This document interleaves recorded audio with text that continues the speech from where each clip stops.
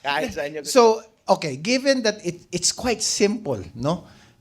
It did not take a lawyer slash IT expert to just come up with something as simple as this. Anong bang gusto ni Attorney Harold?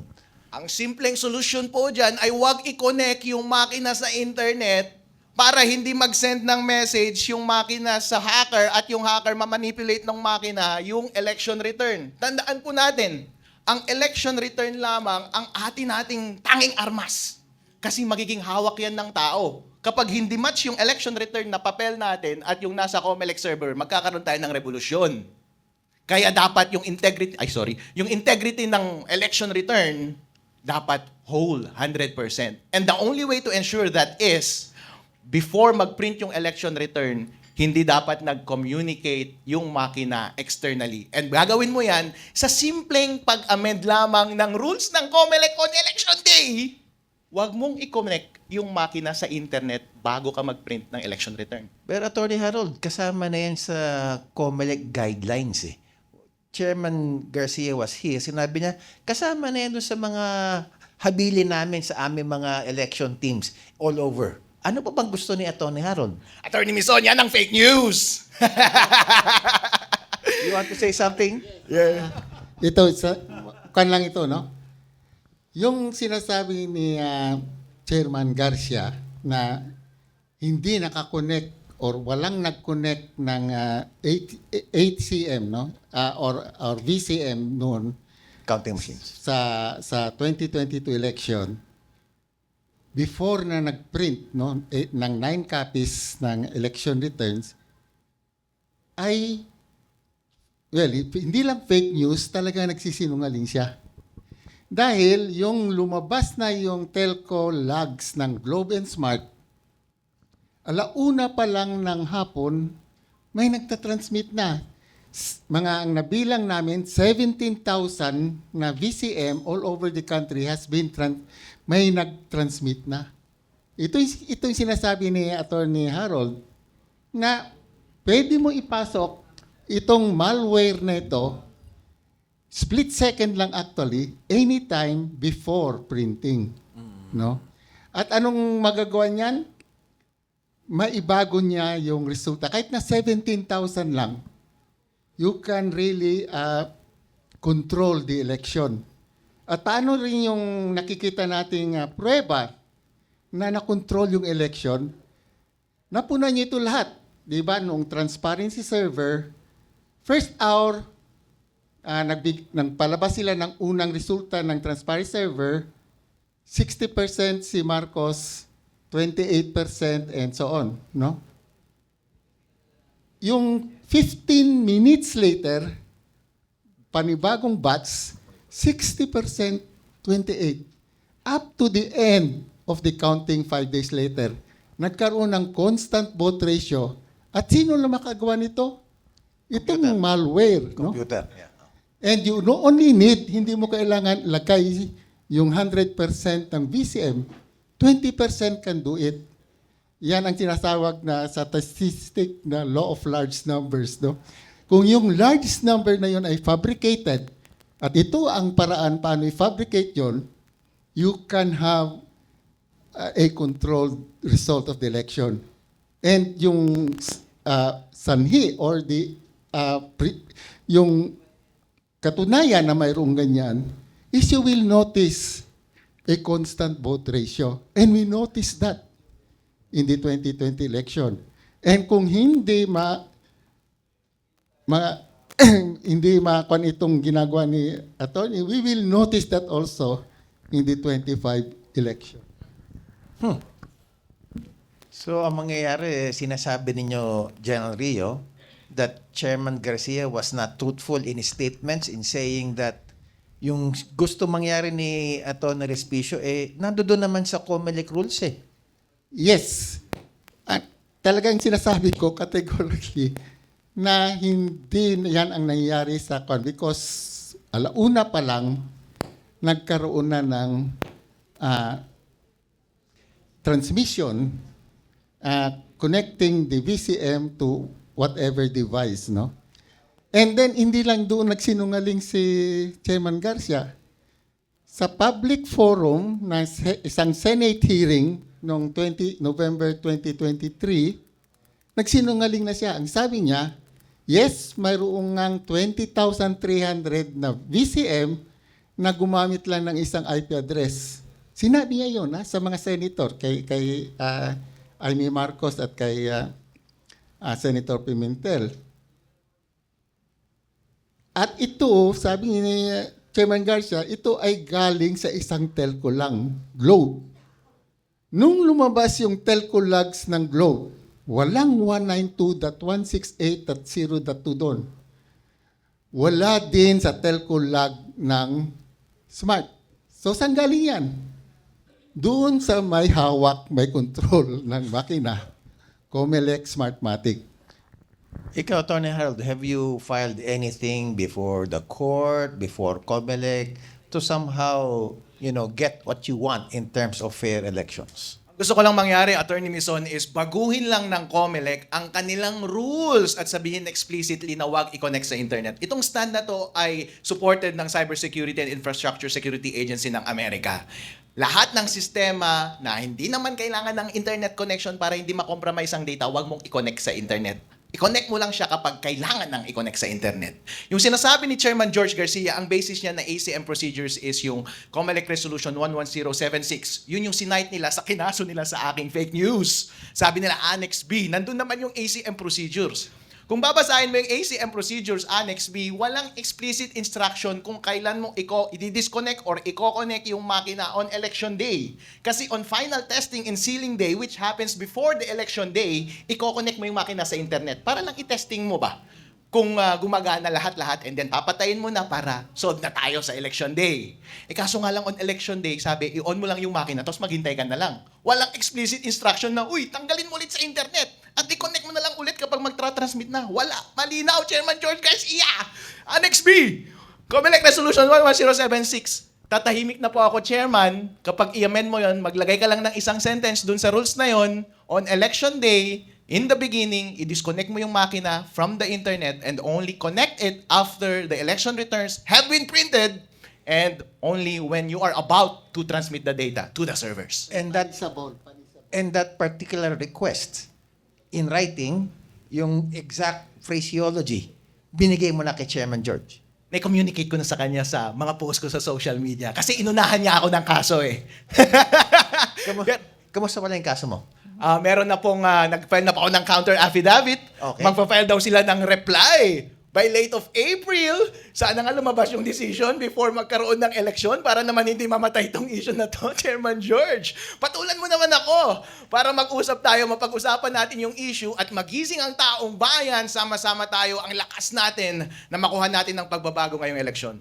Paano naman yung, narinig ko, there are potential cases for disqualification, for disbarment. Ano nang status niyan, Attorney Harold? Chairman George, isampa mo na please para lumabas ulit tayo sa news at may argue natin yung stand natin para sa mas matibay at matatag ng eleksyon. Taong bayan, Pilipinas, huwag nating pakawalan ito dahil dito nakasalalay ang ating demokrasya. Pero nakakatuwa na kasi mukhang yung sinasabi mo can actually be complemented by what Sir Valencia said about post-audit na manualize. Pabor ka rin ba ron? Okay lang yung post-audit, Attorney Mizon. Ang sinasabi ko lang is sabi nga nila, prevention is better than cure, di ba? Kung kaya mo namang iwasan, huwag mo nang gawin para hindi na kailangan ng audit in the end. Para ibang risk naman ang i-address natin sa audit. Kasi nga kapag mag-audit ka, ang ginagawa nila randomized audit. Paano kapag yung na-randomized audit mo, yun yung makina na hindi nadaya? Di magmamatch lahat. So hindi mo absolutely masasabing 100% na walang daya. Ang hirap na niyan, ang daming inefficiencies na nangyayari post-election para pa ma-rectify lahat ng weaknesses and vulnerabilities ng ating makina. Pwedeng napakadaling trabaho muna ang gawin natin, yung low-hanging fruit, para karamihan ng mga vulnerabilities ma-address na natin agad-agad. Matanong kita, Sir Mar, being the lawyer in the group, is there anything else that ANIM has to do when it comes to electoral reforms? Dahil mukhang petition after petition from General Rio, from Attorney Harold, ang nandoon eh. Meron pa ba kailangan gawin ang inyong grupo?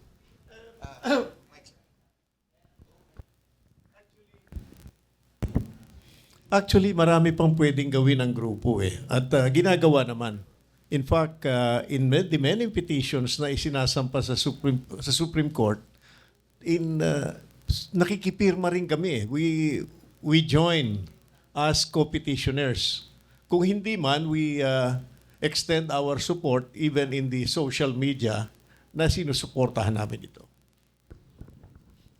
Yes, Sir Bob. Any other initiatives coming from your group? Yeah, actually, no, in relation to that, ANIM has drafted a letter addressed to the head of electoral committee in the Senate and in the Congress, asking, no, particularly Senator Amy Marcos, who is the head of that committee, to come up with a memo directing the COMELEC to include that sentence that Attorney Respecio is trying to say. No? So ANIM is really doing something.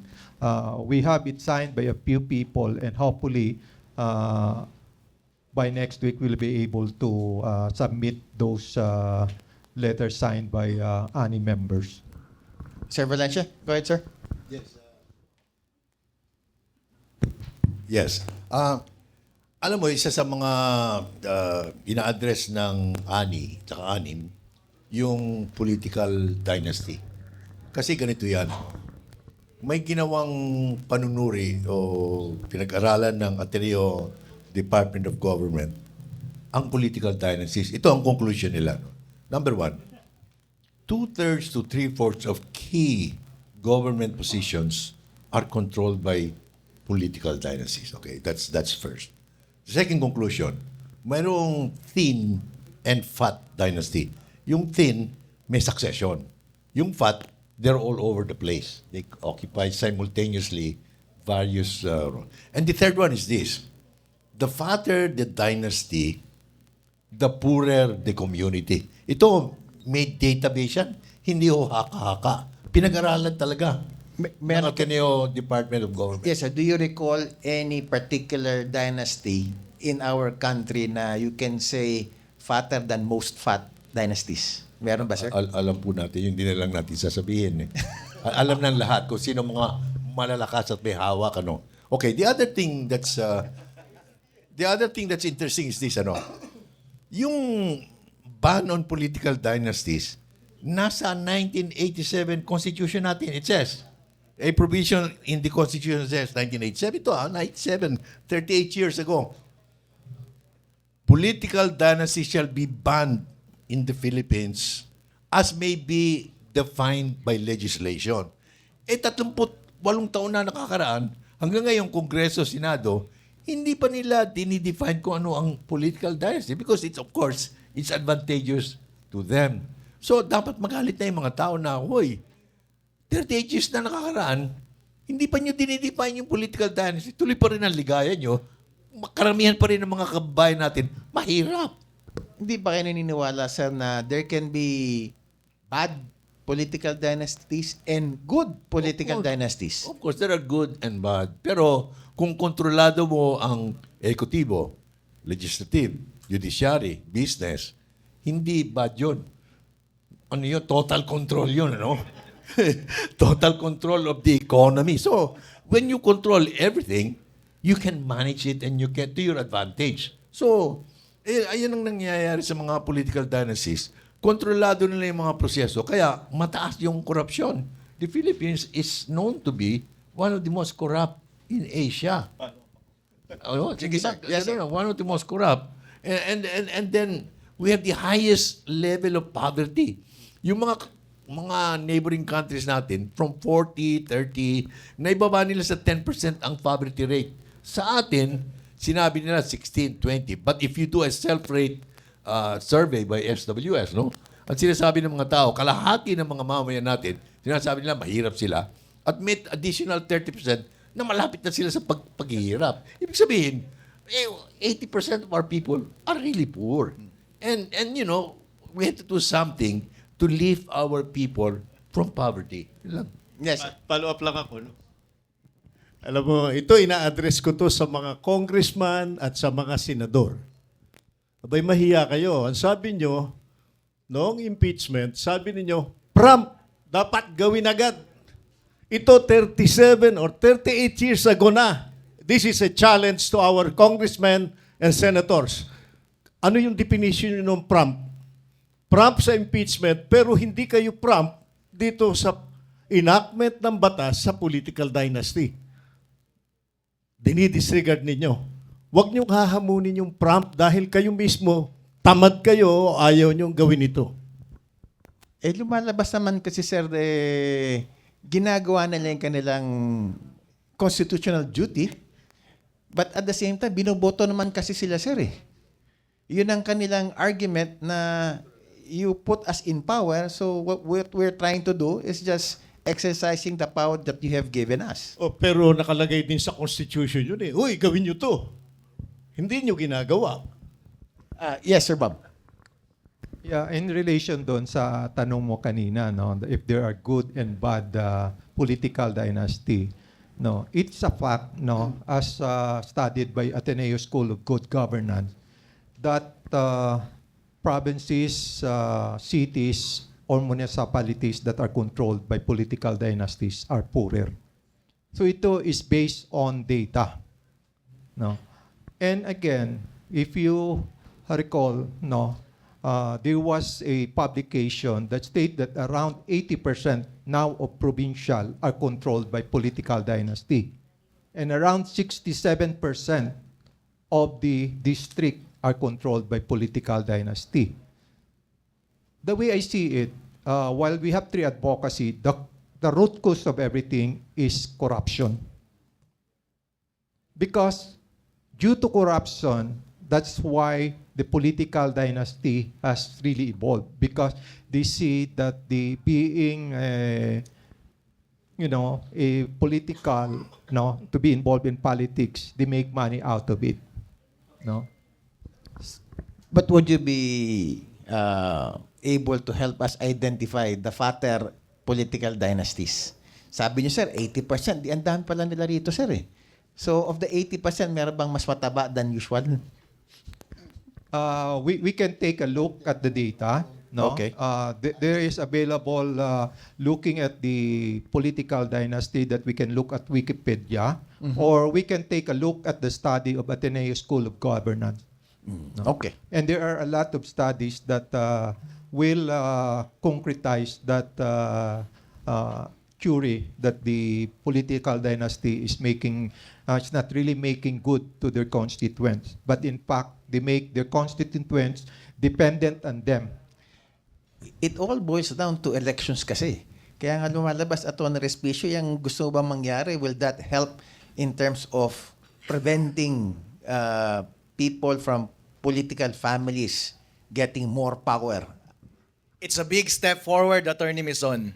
Kasi ang premise ng proposition na to is, baka yung mga dati nang nasa pwesto, may pera sila at kaya nilang i-corrupt yung mga pwedeng mandaya ng eleksyon para ma-ensure na magstay yung family nila doon sa pwesto. Kung matanggal natin yung napakalaking exposure na mandaya, matatanggalin natin sila kahit papaano ng isang paa para hindi na nila magawa yun. Malay mo, ang totoong binoboto pala ng tao ay hindi yung anak ng nakaraan. So it's just one step of many steps. One big steps of many steps.